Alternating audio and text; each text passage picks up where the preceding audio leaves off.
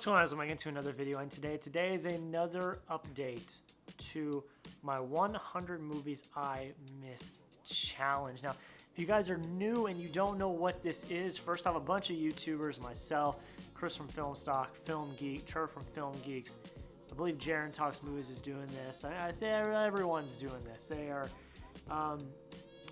basically, with no movies coming out this year, we decided let's talk about movies that we have never seen before. So we're doing a challenge, watching 100 movies that we have never seen before. Now, you guys know I've already passed 100, but I was like, but I don't want to just stop there. I want to watch new movies. I want to see new things that I've never seen before. I want to broaden my horizons. And I can safely say, I got my Letterboxd up right here. I can safely say that we are going to hit at least 150. I'm at 148 right now. I'm going to be at my girlfriend's house for the next few days. I'm bringing my 4K player. I'm watching movies while she's at work because she works pretty much all day. So we are going to hit that. 100% guarantee we are going to hit that.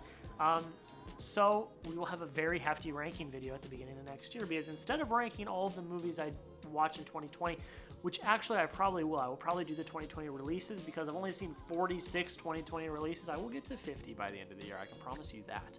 I've got some on my watch list I need to watch that come out this year.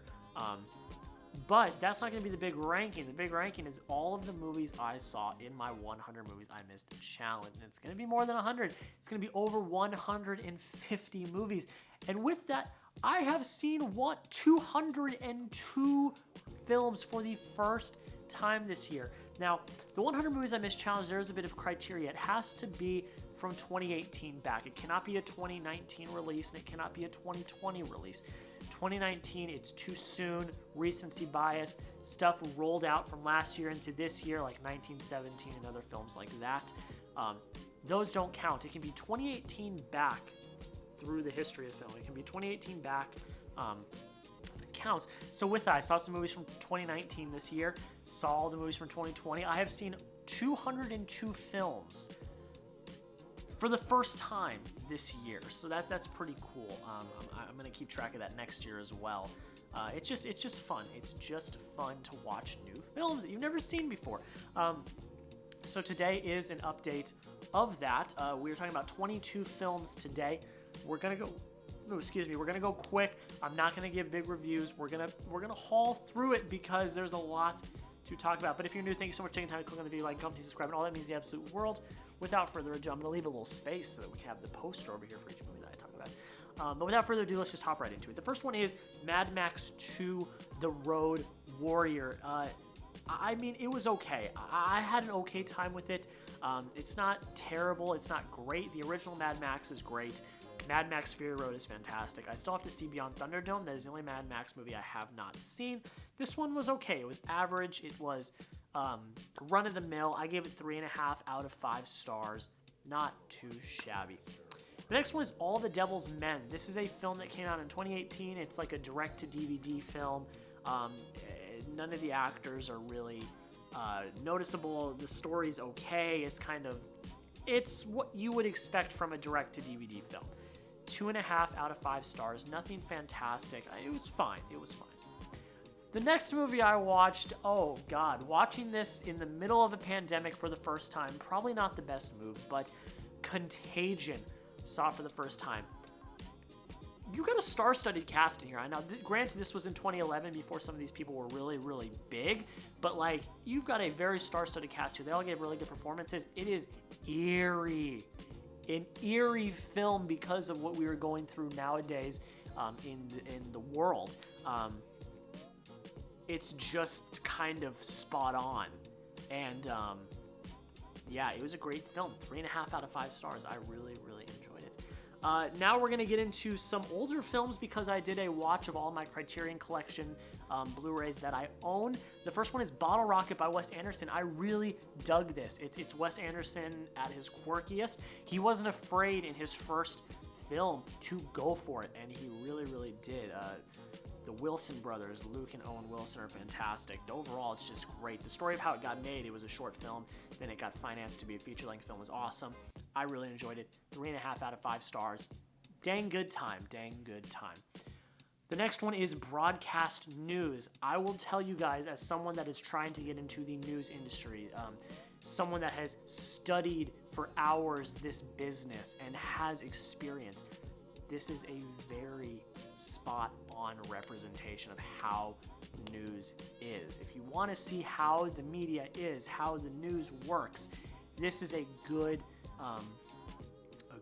film to watch to get an accurate representation. Now, obviously, there is some romanticized dramatizations, and it's not completely perfect, but there are some scenes in here that are really, really accurate. The scene I always go back to is the scene where she's talking into the anchor's ear as he's talking. That's real. We wear IFBs. We have the producer talking in our ears constantly. That's how it goes. I really enjoy that, and I really respect that for what it was. And it was a fun time. 4 out of 5 stars. I really, really enjoyed it. Now we got a train of some high-ranked films for me. We have The Great Escape, a very, very, very long movie. You can definitely feel the pacing in this movie, but it is great. Steve McQueen is in this. He's fantastic. Everyone is so good in this film. I really enjoyed it. I thought it was going to be a lot more serious than it was. It's actually very funny. A lot of comedic elements involved, and I really dug that, and I really enjoyed that. 4.5 out of 5 stars. I really, really, really had a great time with this film. 2 films that I absolutely adore. The first one is Before Sunrise. It takes a lot for a film that is so dialogue-based to really get me, and just listening to these 2 people, 1, fall in love with each other, but 2, just talk about life and the world and society and everything. It was so interesting and intriguing. The films went by, they're not long films, it went by very, very fast, and it made me want more, crave more, want to hear another conversation between these 2 and see where they end up. 5 out of 5 stars. I love this film. And then right after, I watched Before Sunset, the next in the trilogy, to see where they were, see how they continued, picked up the relationship like it was nothing. They continued this conversation that they had. Man, it's tough. I think I like Before Sunset more. Let me just look real quick. I gave Before Sunset a 98, and I believe I gave Before Sunrise a 96. So I like the second one in the trilogy a little bit better, but I adore both of them the same. They are fantastic, all dialogue-based, walking around these beautiful landscapes. The second one I know is in Paris. I went to Paris, not this past summer, but the summer before, and it's absolutely breathtaking. They are fantastic. I love these films so much. I adore them. You guys will see them soon in my top 100 favorites of all time. I have not seen Before Midnight yet. I want to get the trilogy on Criterion. I saw the first 2 on HBO Max. They did not have Before Midnight on HBO Max. I'm hoping to get the trilogy eventually. I did not get it this time around in the Criterion sale because I didn't have enough money to invest into it, because it's still $50. Yes, it's half off from $100, but $50 is still a very, very big purchase. But I hope to get it soon, and we will be talking about it soon. I want to see the conclusion to that trilogy because I love those characters and I love that storyline so much. The next one is Failsafe from 1964. This was such a great suspense. For the time, they were able to pull off such a suspenseful film without a lot of action and all of that. You're literally just looking at computer screens and you are just on the edge of your seat. The ending is just insane, but I really enjoyed it. 5 out of 5 stars. It is a fantastic film. You guys should see it if you have not. It's especially today, in this day and age, it's eerie. It really, really is. Next one I watched was for one of my classes, and I was excited to actually finally watch it because I'd wanted to watch it for a while. It's Train to Busan. It's a great zombie movie. It really is. It locked me in. I was terrified. I was scared, especially nowadays with the pandemic. I know we're not having zombies, knock on wood, but still, it's very creepy and eerie with quarantines and lockdown and all of that stuff. 3.5 out of 5 stars. It was good. I had a fun time with it, and yeah. The next one is Come and See from 1985. This is probably one of the hardest movies I've ever watched. Watching this little kid who thinks that war is this big, spectacular thing that you see in newsreels and on TV. It's not. It's brutal. War is brutal. We see it in the eyes of this little kid, I believe from Russia, from the Soviet Union. It's heartbreaking. and it's terrifying. And it's well done. It's a very long movie. There's some brutal sequences in this movie. It really is. Give it 4 out of 5 stars. It's just a brutal movie to watch, but a movie everyone should watch because it shows how brutal war can actually be. On a much lighter note, the next one I watched was Spaceballs for the first time. I love Star Wars. I wanted to see what all the fuss was about. It's not as great as I thought it was going to be. It's an obvious spoof to Star Wars. There was some funny tropes, some funny moments, but overall, I didn't dig it as much as I thought I would. I thought I was going to give it like 4.5, 5 stars. I only gave it 3.5 stars. It's still good for what it is. I know it's a spoof. It's not supposed to be great, but I expected more, so I was a little bit disappointed by Spaceballs. The next one is my first Kevin Smith movie I've ever watched. I watched Clerks. It's a lot like the Before movies. It's a lot of dialogue. It's a lot of just watching these situations play out as they do. And I really enjoyed that. And I don't know, I just really enjoyed this film. It just really worked for me. It's very raunchy and funny, and Kevin Smith did a great job, and I really want to dive more into his filmography. 4.5 out of 5 stars. I really, really enjoyed it. This is going to be the film that everyone is going to thumbs down, leave, and never want to talk to me again. Citizen Kane. I finally watched what people dub as the greatest film of all time. I wasn't impressed. I don't see the hype. I mean, it's a well done don't I guess, but the story didn't latch on to me. You know, I don't see the appeal. Now, I may be ousted from the film community forever for saying that and saying that take. Again, it's a well-done movie. I think the actors and actresses give good performances, but I don't believe it's the greatest movie that's ever been made. I don't. I don't understand that.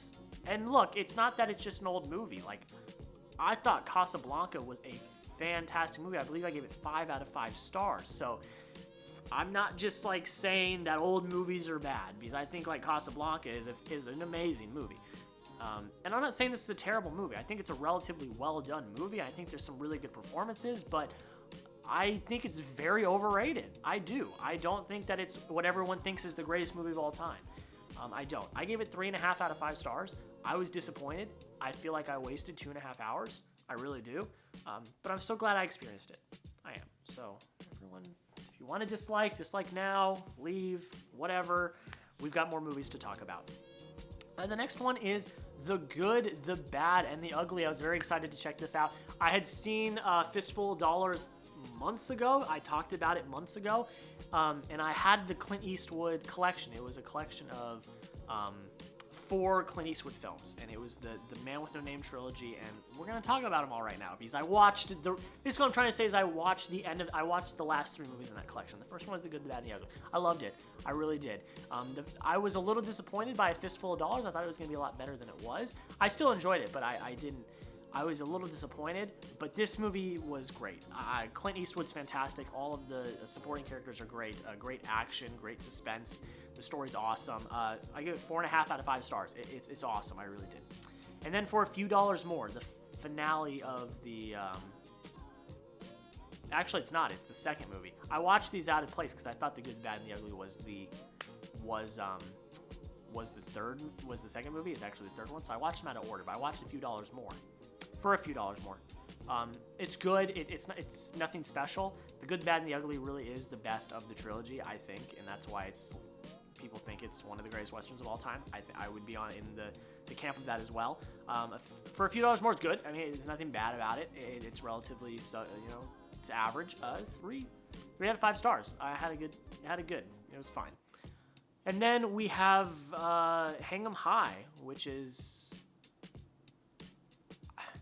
I thought it was Clint Eastwood's first on-screen appearance, but I'm looking at it and it's from 1968, so I don't believe that's true, because it says The Good, Bad, and the Ugly was like 66, and a few dollars more was 65, so I don't necessarily believe that's true, but for what it is, it's fine. It was long, drawn out, I kind of saw where it was going, so I wasn't that impressed by it. I gave it 2.5 out of 5 stars. It was fine. One of what people say is the first zombie movie ever, The Night of the Living Dead, from 1968. It was good. I had a good time with it. You know, I can see where it is a, you know, I can see how it is like, you know, the grandfather of modern zombie movies. Like, I get it. I respect it. It was fine. It was average. I enjoyed it. 3 out of 5 stars. 3 out of 5.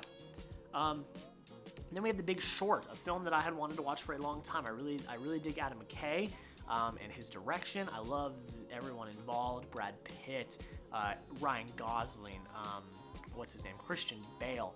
The whole cast, I was really enjoyed, and it's about a topic that just happened, you know, less than a decade ago.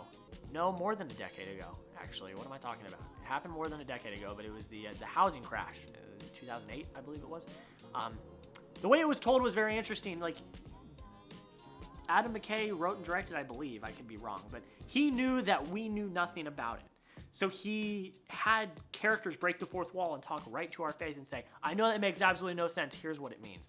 Multiple times. And I really enjoyed that. I really respected that and dug that about this film. It made it easy to follow. And it was also just a really good story and great performances. I gave it 5 out of 5 stars. I really, really enjoyed it. A film that I had started, I'd say about a year ago on Netflix, got 5 minutes in and stopped. Not because I didn't like it. I think I just had other things to do. But I finally now watch, and I, you know, then been kicking myself for it because I was like, oh crap, I want to really watch this now. Is No Country for Old Men. Oh my gosh, this was a film. What can I say? It was a film. Javier Bardem is one of the most menacing villains of all time, and he's just like a regular guy, but he's like one of the most menacing villains of all time, and he's scary. This was a modern neo-noir western. That was just amazing. I was on the edge of my seat the entire time, you know, and it was incredible. God, such a good movie. 5 out of 5 stars, just amazing. I enjoyed it. We got 2 more movies left, ladies and gentlemen.